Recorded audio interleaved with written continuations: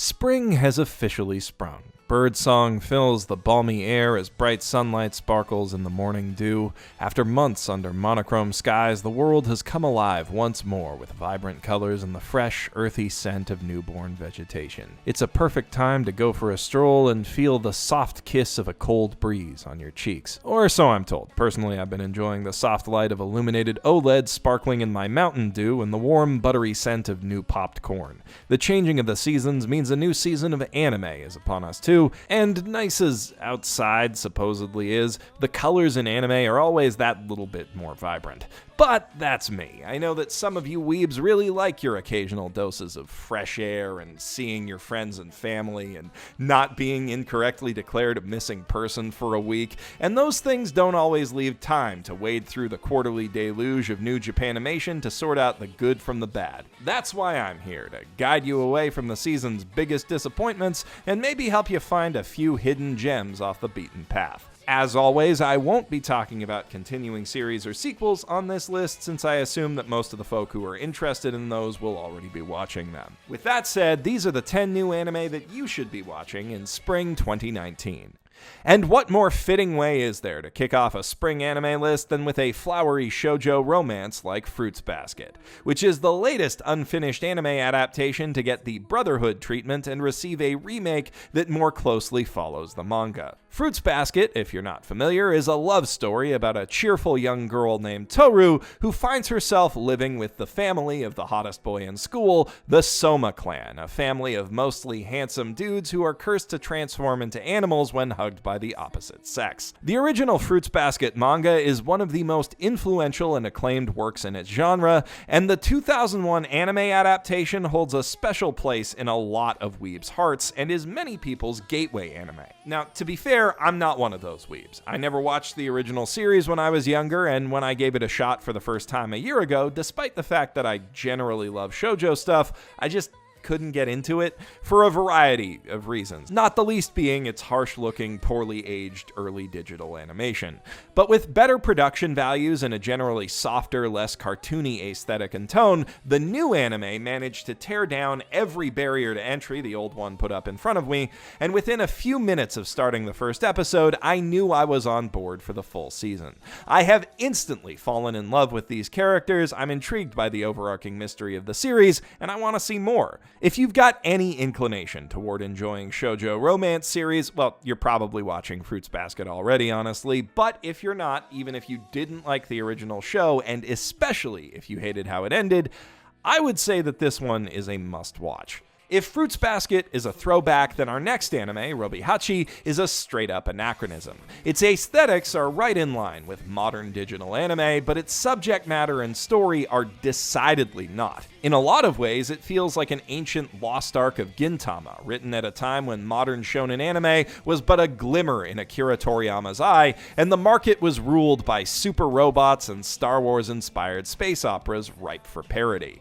That Gintama comparison isn't a coincidence. RobiHachi is an original anime directed by Shinji Takamatsu, who previously directed Gintama, School Rumble, Grand Blue Dreaming, Ixion Saga DT, and a lot of other very funny anime, and who got his start in the 80s working on the likes of Gundam and Dirty Pair. So, needless to say, RobiHachi is both very funny and very faithful to the shows that it's parodying. The series follows a duo of losers from Neo Tokyo named Robbie and Hachi who travel the stars in search of a legendary planet called Isakander, which is said to grant happiness to all who visit it, but is almost certainly just a tourist trap. Along the way, they're pursued by a trio of vicious loan sharks, but luckily they're able to defend themselves with a giant robot that is definitely not Mazinger, and that plays its own rockin' theme song through its intercom system whenever they fight with it.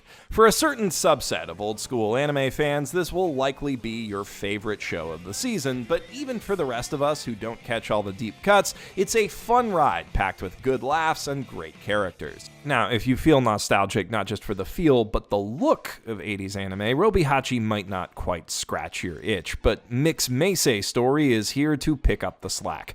Mix is a spiritual successor and distant sequel to cross-game author Mitsuru Adachi's hit series from the 80s, Touch.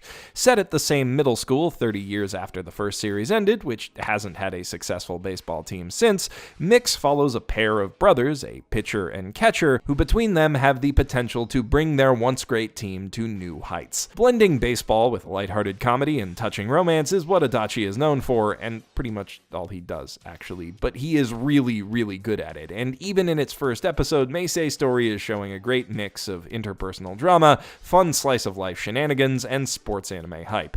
If you're a fan of shows like Baby Steps, yes, all two of you, I've got a feeling you're gonna love this series. Fair warning, this is looking like it will be a multi-seasonal show, so if you do get into it, you will be in for the long haul. With Pokemon Studio OLM animating it, it should stay pretty consistently decent throughout that lengthy run, but if long shows intimidate you and you want a quicker baseball fix this season, Cinderella 9 might be more your speed. It's got the feel of an Idol Club Moe show, with a focus on cute girls encouraging each other to do their best, but with the singing and dancing replaced with hitting bases and running homes.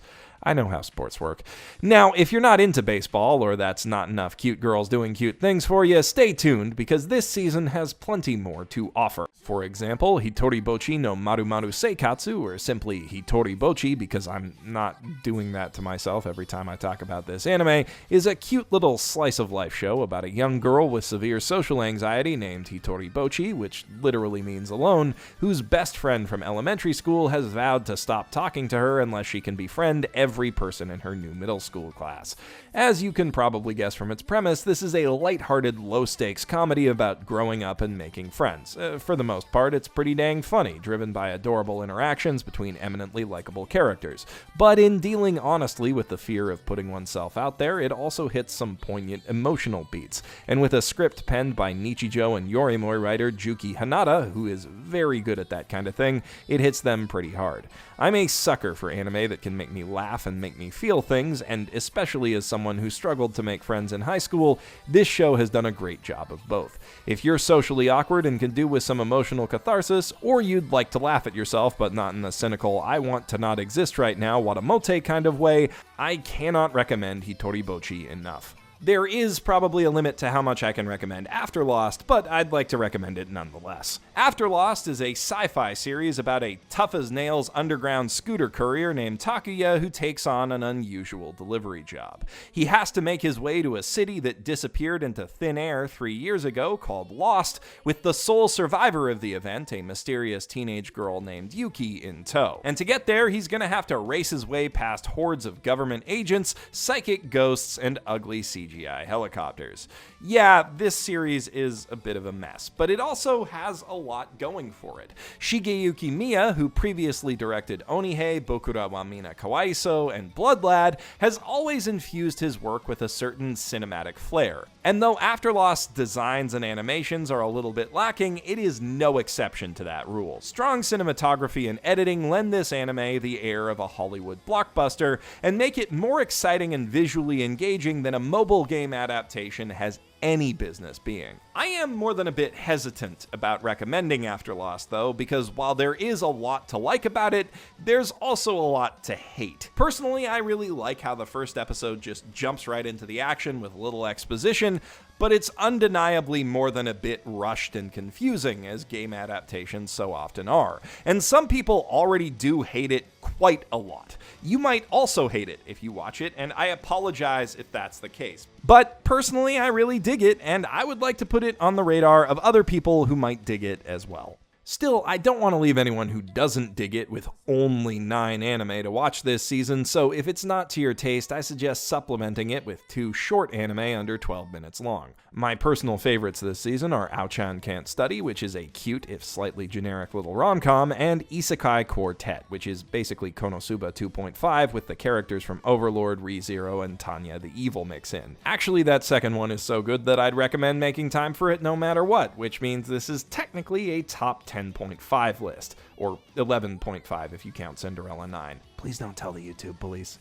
On the subject of isekai and cops, though, I'm pretty sure that it's illegal to launch a new anime season without at least one series about a sad nerd who's hit by a truck and ends up in a world full of magic and monsters, and this season's new That is actually really good. The Wise Man's Grandchild is just about as cliched as isekai anime get, really. A guy dies, he's reincarnated as a baby in a fantasy land, and he ends up being raised by a wise old wizard named Merlin, because of course he is, who trains him in the art of magic. Naturally, he's the best at that, and also fighting and all the other RPG stuff, but the twist is, the wise old wizard grandpa never taught him common sense, which is a bit of a problem when someone can make literal nukes out of thin air. So he's got to learn how to adult at a magic academy now. I'm almost falling asleep reading that premise out loud, but the Wise Man's Grandchild executes on it beautifully. It's animated in a very appealing, slightly exaggerated style that makes action scenes look fun and dynamic, and character interactions feel suitably charming, and the characters doing the interacting are just great. Our protagonist, Shin Wolford, is a bright, optimistic, and precocious young lad, and Merlin is just the sweetest granddad I've ever seen, and I want to give him the biggest hug. The show's greatest strength is that, much like that time I got reincarnated as a slime,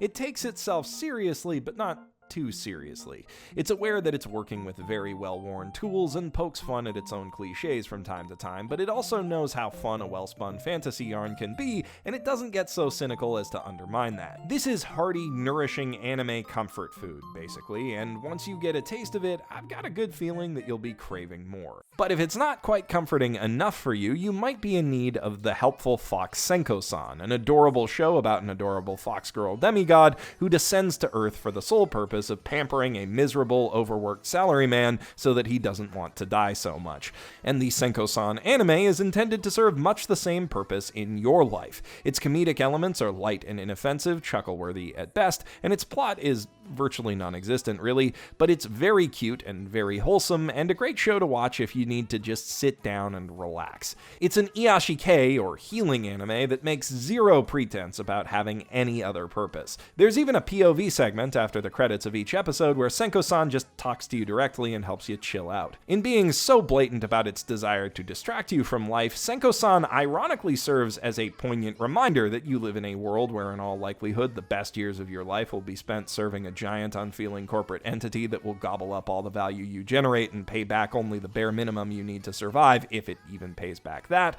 But look at how fluffy her tale is, though. And in an odd way, that's kind of what makes Senko-san work. Unlike many other shows in its genre, it doesn't create a world where that shittiness doesn't exist. It acknowledges that Nakano's life, and by proxy that of its target audience, kinda blows, and it says, hey, I know, but maybe you'll be a bit happier if you don't worry about that when you don't have to. And putting the existential horror aside, that is nice. This show is really nice, and sometimes that's all you need from an anime.